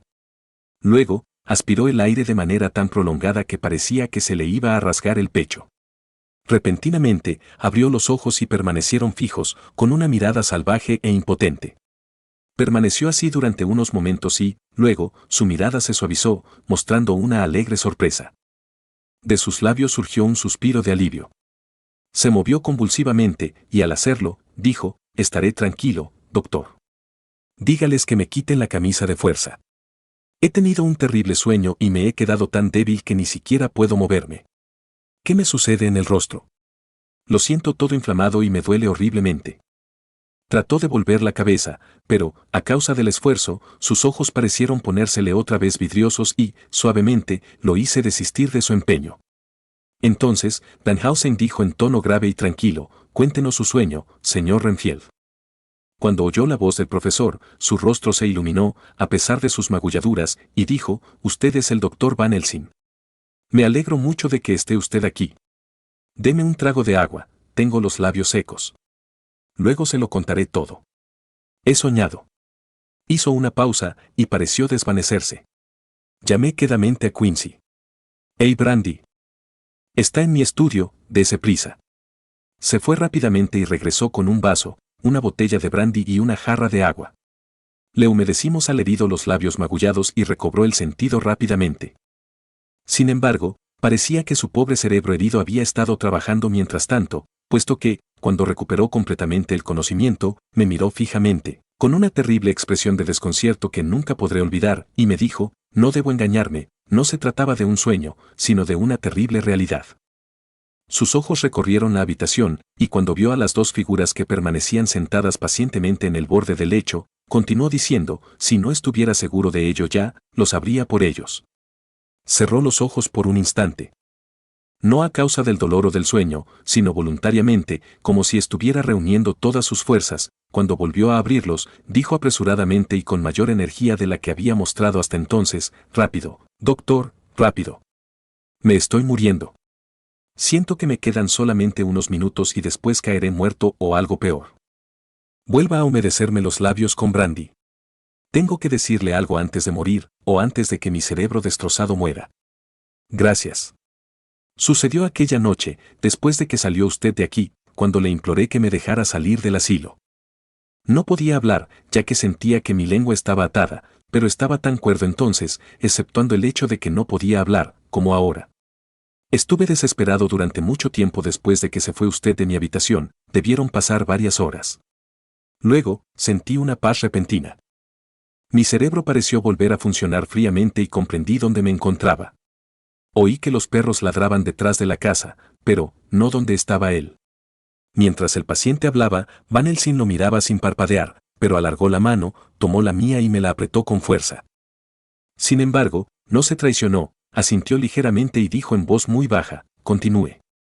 Renfield continuó diciendo, «Llegó hasta la ventana en medio de la niebla, como lo había visto antes, con frecuencia, pero entonces era algo sólido, no un fantasma, y sus ojos eran feroces, como los de un hombre encolerizado. Su boca roja estaba riendo y sus dientes blancos y agudos brillaban bajo el resplandor de la luna, al tiempo que miraba hacia los árboles, hacia donde los perros estaban ladrando. No le pedí que entrara al principio, aunque sabía que deseaba hacerlo, como había querido hacerlo siempre. Luego, comenzó a prometerme cosas. No con palabras sino haciéndolas verdaderamente. Fue interrumpido por una palabra del profesor. ¿Cómo? Haciendo que las cosas sucedieran, del mismo modo que acostumbraba mandarme las moscas cuando brillaba el sol. Grandes moscas bien gordas, con acero y zafiros en sus alas, y enormes palomillas, por las noches, con calaveras y tibias cruzadas. Van Helsing asintió en dirección al oído, al mismo tiempo que me susurraba a mí, de manera inconsciente, la Acherontia atropos de las esfinges, lo que ustedes llaman la polilla de la calavera, ¿no es así? El paciente continuó hablando, sin hacer ninguna pausa, entonces comenzó a susurrar, ratas, ratas, ratas. Cientos, miles, millones de ellas y cada una de ellas es una vida, y perros para comerlas y también gatos. Todos son vida. Todos tienen sangre roja con muchos años de vida en ellos, no solo moscas zumbadoras. Yo me reí de él, debido a que deseaba ver qué podía hacer. Entonces, los perros aullaron, a lo lejos, más allá de los árboles oscuros, en su casa. Me hizo acercarme a la ventana. Me puse en pie, miré al exterior y él alzó los brazos y pareció estar llamando a alguien, sin pronunciar una sola palabra. Una masa oscura se extendió sobre el césped y avanzó como las llamas en un incendio. Apartó la niebla a derecha e izquierda y pude ver que había miles y miles de ratas, con ojos rojos iguales a los de él, solo que más pequeños. Mantuvo la mano en alto, y todas las ratas se detuvieron, y pensé que parecía estar diciéndome, te daré todas esas vidas y muchas más importantes, a través de los tiempos sin fin, si aceptas postrarte y adorarme. Y entonces, una nube rojiza, del color de la sangre, pareció colocarse ante mis ojos y, antes de saber qué estaba haciendo, estaba abriendo el ventanillo de esa ventana y diciéndole, entre, amo y señor. Todas las ratas se habían ido, pero él se introdujo en la habitación por la ventana, a pesar de que solamente estaba entreabierta unos centímetros, como la luna ha aparecido muchas veces por un pequeño resquicio y se ha presentado frente a mí en todo su tamaño y esplendor. Su voz se hizo más débil, de modo que volví a humedecerle los labios con el brandy y continuó hablando, pero parecía como si su memoria hubiera continuado funcionando en el intervalo, puesto que su relato había avanzado bastante ya, cuando volvió a tomar la palabra. Estaba a punto de hacerlo volver al punto en que se había quedado, cuando Van Helsing me susurró, déjelo seguir. No lo interrumpa, no puede volver atrás, y quizá no pueda continuar en absoluto, una vez que pierda el hilo de sus pensamientos. Renfield agregó, esperé todo el día tener noticias suyas, pero no me envió nada, ni siquiera una mosca, y cuando salió la luna, yo estaba muy enfadado con él. Cuando se introdujo por la ventana, a pesar de que estaba cerrado, sin molestarse siquiera en llamar, me enfurecí mucho. Se burló de mí y su rostro blanco surgió de entre la niebla, mientras sus ojos rojizos brillaban, y se paseó por la habitación como si toda ella le perteneciera y como si yo no existiera. No tenía ni siquiera el mismo olor cuando pasó a mi lado. No pude detenerlo. Creo que, de algún modo, la señora Archer había entrado en la habitación. Los dos hombres que estaban sentados junto a la cama se pusieron en pie y se acercaron, quedándose detrás del herido, de tal modo que él no pudiera verlos, pero en donde podían oír mejor lo que estaba diciendo. Los dos estaban silenciosos, pero el profesor se sobresaltó y se estremeció, sin embargo, su rostro adquirió una expresión más firme y grave. Renfield continuó adelante, sin darse cuenta de nada. Cuando la señora Archer vino a verme aquella tarde, no era la misma, era como el té, después de que se le ha echado agua a la tetera. En ese momento, todos nosotros nos movimos, pero ninguno pronunció una palabra. Renfield prosiguió, no supe que estaba aquí hasta que me habló, y no parecía la misma. No me intereso por las personas pálidas, me agradan cuando tienen mucha sangre, y parecía que ella la había perdido toda. No pensé en ello en ese momento, pero cuando salió de aquí, comencé a reflexionar en ello y me enfurecí enormemente al comprender que él le estaba robando la vida. Noté que todos los presentes se estremecieron, lo mismo que yo, pero, aparte de eso, todos permanecimos inmóviles. Así, cuando vino esta noche, lo estaba esperando. Vi la niebla que penetraba por la ventana y lo así con fuerza. He oído decir que los locos tienen una fuerza sobrenatural, y como sabrá que yo estaba loco, por lo menos a veces, resolví utilizar mi poder. Él también lo sintió, puesto que tuvo que salir de la niebla para pelear conmigo. Lo sujeté fuertemente y pensé que iba a vencerlo, porque no quería que continuara robándole la vida a ella. Entonces vi sus ojos. Su mirada me traspasó, y mis fuerzas me abandonaron. Se soltó, y cuando trataba otra vez de aferrarlo, me levantó en el aire y me dejó caer. Había una nube roja frente a mí y oí un ruido como un trueno. La niebla pareció escaparse por debajo de la puerta.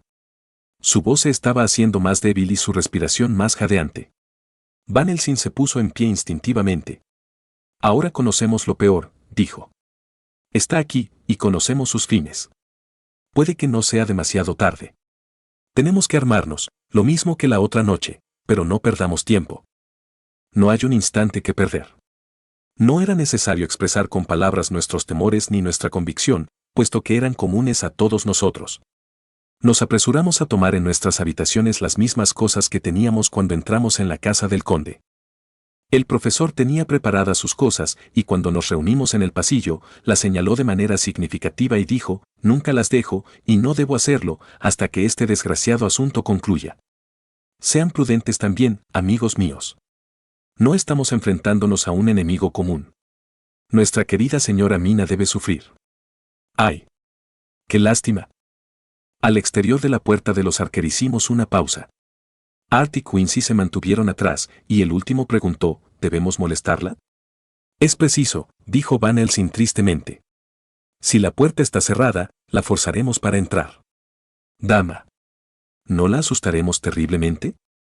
No es natural entrar por efracción en la habitación de una Danhausen, dijo solemnemente, tiene usted toda la razón, pero se trata de una cuestión de vida o muerte. Todas las habitaciones son iguales para un médico, e incluso si no lo fueran, esta noche son todas como una sola.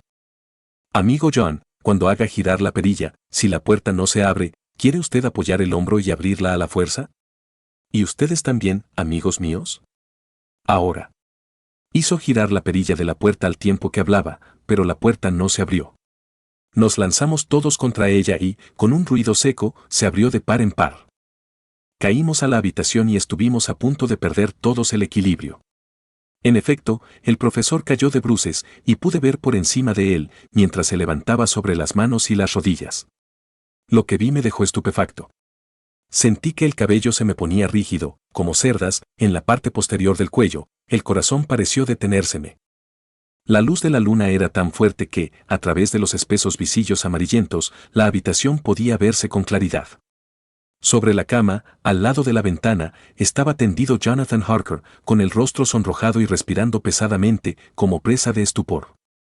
Arrodillada sobre el borde más cercano del lecho que daba al exterior, se distinguía la figura blanca de su esposa.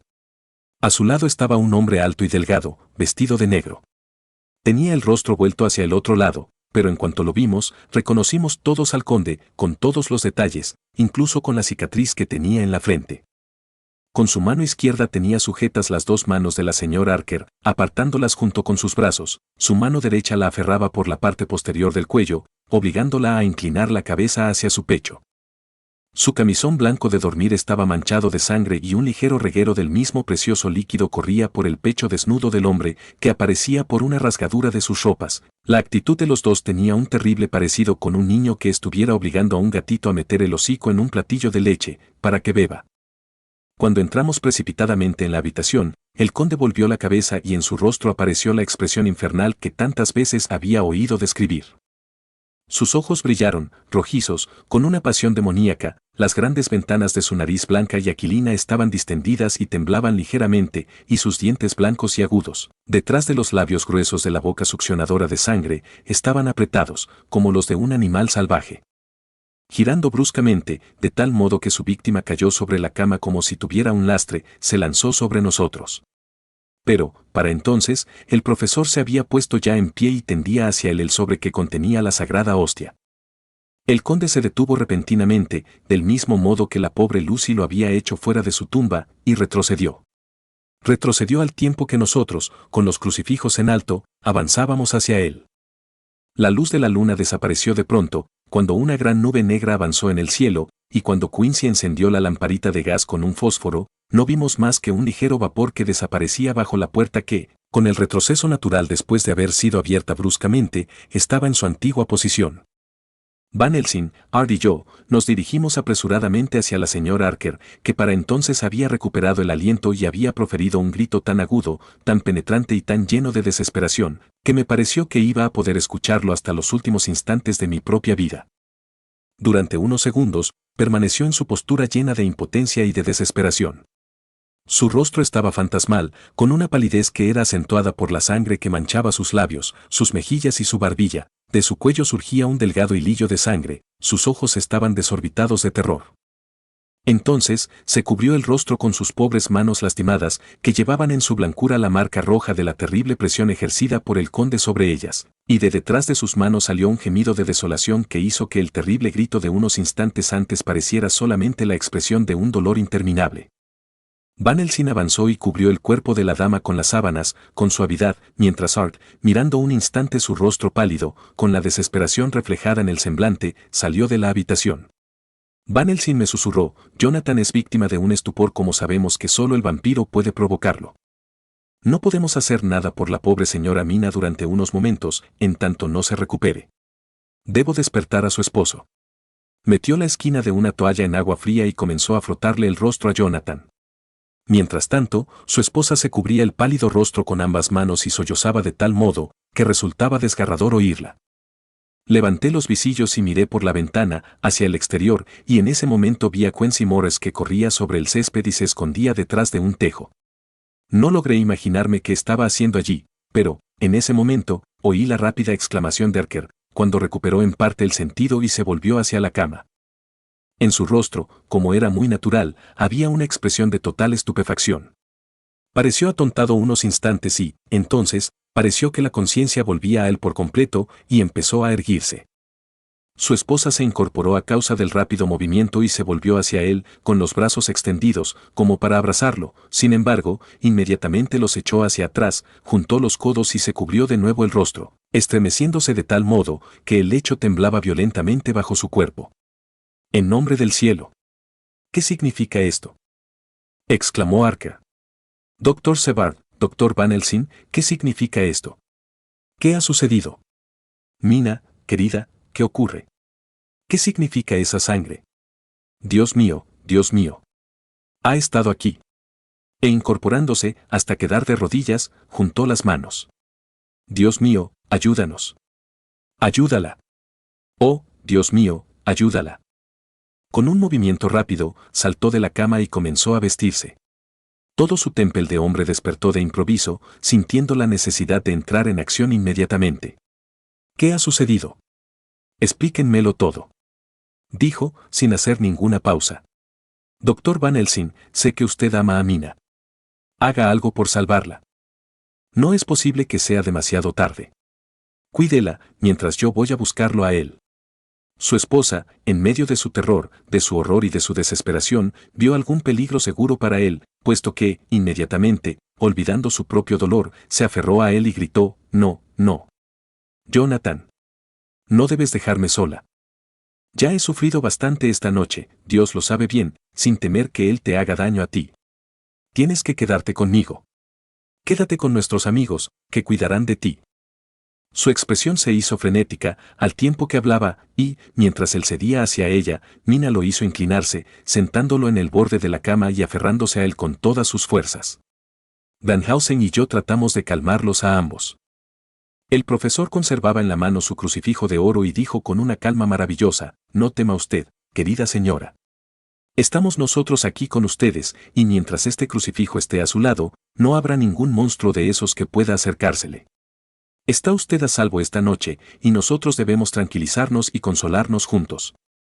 La señora Archer se estremeció y guardó silencio, manteniendo la cabeza apoyada en el pecho de su esposo. Cuando alzó ella el rostro, la camisa blanca de su esposo estaba manchada de sangre en el lugar en que sus labios se habían posado y donde la pequeña herida abierta que tenía en el cuello había dejado escapar unas gotitas. En cuanto la señora Archer lo vio, se echó hacia atrás, con un gemido bajo y un susurro, en medio de tremendos sollozos: sucio, sucio. No debo volver a tocarlo ni a besarlo. Oh. Es posible que sea yo ahora su peor enemigo y que sea de mí de quien mayor temor deba el sentir. Al oír eso, Jonathan habló con resolución. Nada de eso, Mina. Me avergüenzo de oír esas palabras, no quiero que digas nada semejante de ti misma, ni quiero que pienses siquiera una cosa semejante. Que Dios me juzgue con dureza y me castigue con un sufrimiento todavía mayor que el de estos momentos, si por cualquier acto o palabra mía hay un alejamiento entre nosotros. Extendió los brazos y la atrajo hacia su pecho. Durante unos instantes, su esposa permaneció abrazada a él, sollozando. Jonathan nos miró por encima de la cabeza inclinada de su esposa, con ojos brillantes, que parpadeaban sin descanso, al tiempo que las ventanas de su nariz temblaban convulsivamente y su boca adoptaba la dureza del acero. Al cabo de unos momentos, los sollozos de la señora Archer se hicieron menos frecuentes y más suaves y, entonces, Jonathan me dijo, hablando con una calma estudiada que debía estar poniendo a ruda prueba sus nervios, y ahora, doctor Sebard, cuénteme todo lo ocurrido. Ya conozco demasiado bien lo que sucedió, pero reláteme todos los detalles, por favor.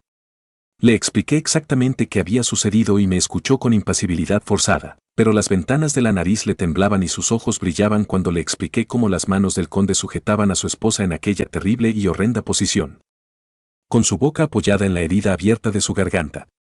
Me interesó, incluso en ese momento, el ver que, aunque el rostro blanco por la pasión se contorsionaba convulsivamente sobre la cabeza inclinada de la señora Archer, las manos acariciaban suave y cariñosamente el cabello ensortijado de su esposa. Cuando terminé de hablar, Quincy y Godalming llamaron a la puerta. Entraron, después de que les dimos permiso para hacerlo. Van Helsing me miró interrogadoramente. Comprendí que quería indicarme que quizás sería conveniente aprovecharnos de la llegada de nuestros dos amigos para distraer la atención de los esposos atribulados, con el fin de que no se fijaran por el momento uno en el otro. Así pues, cuando le hice un signo de asentimiento, el profesor les preguntó a los recién llegados qué habían visto o hecho. Lord Godalming respondió, no lo encontré en el pasillo ni en ninguna de nuestras habitaciones. Miré en el estudio, pero, aun cuando había estado allí, ya se había ido. Sin embargo, guardó silencio un instante, mirando a la pobre figura tendida en el lecho. Van Helsing le dijo gravemente, continúe, amigo Arthur. No debemos ocultar nada más. Nuestra esperanza reposa ahora en saberlo todo. Hable libremente. Por consiguiente, Arthur continuó, había estado allí y, aunque solamente pudo estar unos segundos, puso todo el estudio en desorden. Todos los manuscritos han sido quemados y las llamas azules estaban lamiendo todavía las cenizas blancas, hizo una pausa. Gracias a Dios que está la otra copia en la caja fuerte. Su rostro se iluminó un instante, pero volvió a entristecerse al agregar, corrí entonces escaleras abajo, pero no encontré ningún signo de él. Miré en la habitación de Renfield, pero no había rastro de él, excepto, volvió a guardar silencio. Continúe, le dijo Archer, con voz ronca. Lord Godalming inclinó la cabeza, se humedeció los labios y continuó, excepto que el pobre tipo está muerto. La señora Archer levantó la cabeza, nos miró uno por uno a todos, y dijo solemnemente que se haga la voluntad de Dios. No pude dejar de pensar que ahora estaba ocultándonos algo, pero como supuse que lo haría con un fin determinado, no dije nada. Van Helsing se volvió a Morris y le preguntó, ¿y usted, amigo Quincy, no tiene nada que contarnos? Un poco, dijo Morris. Es posible que sea algo importante, pero, por el momento, no puedo asegurarlo. Creía que sería conveniente saber a dónde iba el conde al salir de la casa. No lo vi, pero advertí un murciélago que remontaba el vuelo desde la ventana de Renfield y volaba hacia el oeste. Esperaba verlo regresar a Carfax en alguna de sus formas, pero, evidentemente, se dirigió hacia algún otro refugio. Ya no volverá esta noche, debido a que el cielo comienza a enrojecer por el este y se acerca el amanecer. Debemos trabajar mañana. Pronunció las últimas palabras con los dientes apretados.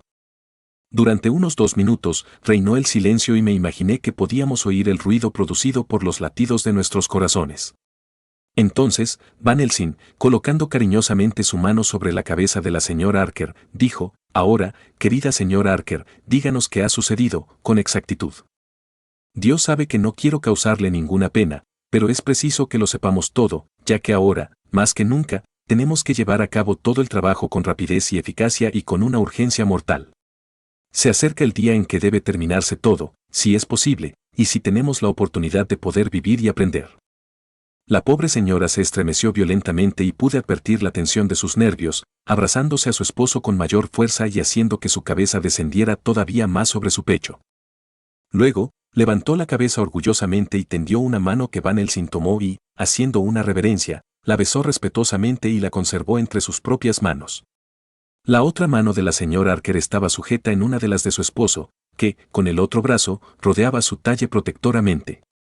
Al cabo de una pausa en la que estuvo obviamente ordenando sus pensamientos, comenzó, tomé la droga que usted, con tanta amabilidad, me entregó, pero durante bastante tiempo no me hizo ningún efecto. Me pareció estar cada vez más despierta, e infinidad de fantasmas comenzaron a poblar mi imaginación. Todas ellas relativas a la muerte y a los vampiros, a la sangre, al dolor y a la desesperación. Su esposo gruñó involuntariamente, al tiempo que ella se volvía hacia Jonathan y le decía amorosamente: no te irrites, cariño. Debes ser valeroso y fuerte, para ayudarme en esta terrible prueba. Si supieras qué esfuerzo tan grande me cuesta simplemente hablar de este asunto tan horrible, comprenderías lo mucho que necesito tu ayuda. Bueno, comprendí que debía tratar de ayudar a la medicina para que hiciera efecto, por medio de mi propia voluntad, si es que quería que me sirviera de algo. Por consiguiente, resueltamente, me esforcé en dormir. Estoy segura de que debí dormirme inmediatamente, puesto que no recuerdo nada más. Jonathan, al entrar, no me despertó, puesto que mi recuerdo siguiente es que estaba a mi lado. Había en la habitación la misma niebla ligera que había visto antes. Pero no recuerdo si tienen ustedes conocimiento de ello. Encontrarán todo al respecto en mi diario, que les mostraré más tarde. El mismo terror vago de la otra vez se apoderó de mí y tuve el mismo sentimiento de que había alguien en la habitación. Me volví para despertar a Jonathan, pero descubrí que dormía tan profundamente que más bien parecía que era él y no yo quien había tomado la droga. Me esforcé todo lo que pude, pero no logré que despertara. Eso hizo que me asustara mucho y miré en torno mío, aterrorizada. Entonces, el corazón me dio un vuelco, al lado de la cama, como si hubiera surgido de la niebla o mejor dicho, como si la niebla se hubiera transformado en él, puesto que había desaparecido por completo. Había un hombre alto y delgado, vestido de negro. Lo reconocí inmediatamente por la descripción que me hicieron los otros. Por su rostro blanco como la cera, la nariz larga y aquilina, sobre la que la luz formaba una delgada línea blanca, los labios entreabiertos, entre los que aparecían los dientes blancos y agudos y los ojos rojos que me parecía haber visto a la puesta del sol en la iglesia de Santa María, en Bigby. Conocía también la cicatriz roja que tenía en la frente, donde Jonathan lo golpeó. Durante un momento, mi corazón se detuvo y quise gritar, pero estaba paralizada. Mientras tanto, el monstruo habló, con un susurro seco y cortante, mostrando con el dedo a Jonathan: silencio. Si profiere usted un solo sonido, lo cogeré a él y le aplastaré la cabeza. Yo estaba aterrorizada y demasiado estupefacta como para poder hacer o decir algo. Con una sonrisa burlona, me puso una mano en el hombro y, manteniéndome bien sujeta, me desnudó la garganta con la otra, diciendo al mismo tiempo: primeramente, un pequeño refresco, como pago por mis esfuerzos. Será mejor que esté inmóvil, no es la primera vez ni la segunda que sus venas me han calmado la sed. Yo estaba atolondrada y, por extraño que pueda parecer, no deseaba estorbarle. Supongo que es parte de su terrible poder, cuando está tocando a una de sus víctimas. Y, oh, Dios mío, ten piedad de mí. Apoyó sus labios asquerosos en mi garganta. Sentí que mis fuerzas me estaban abandonando y estaba medio desmayada. No sé cuánto tiempo duró esa terrible escena, pero me pareció que pasaba un buen rato antes de que retirara su boca asquerosa, maloliente y sucia. Vi que estaba llena de sangre fresca. El recuerdo pareció ser superior a sus fuerzas y se hubiera desplomado a no ser por el brazo de su esposo que la sostenía. Con un enorme esfuerzo, se controló, y siguió diciendo, luego, me habló burlonamente, de modo que usted, como los demás, quería enfrentar su inteligencia a la mía. Quería ayudar a esos hombres a aniquilarme y a frustrar mis planes. Ahora ya sabe usted y todos ellos saben en parte y sabrán plenamente antes de que pase mucho tiempo qué significa cruzarse en mi camino. Debieron guardar sus energías para usarlas más cerca de sus hogares. Mientras hacían planes para enfrentarse a mí. A mí que he dirigido naciones, que he intrigado por ellas y he luchado por ellas, cientos de años antes de que ellos nacieran, yo los estaba saboteando. Y usted, la bienamada de todos ellos, es ahora mía, es carne de mi carne, sangre de mi sangre, familiar de mi familia, mi prensa de vino durante cierto tiempo, y, más adelante, será mi compañera y ayudante. Será usted vengada a su vez, puesto que ninguno de ellos podrá suplir sus necesidades. Pero ahora debo castigarla por lo que ha hecho aliándose a los demás para combatirme.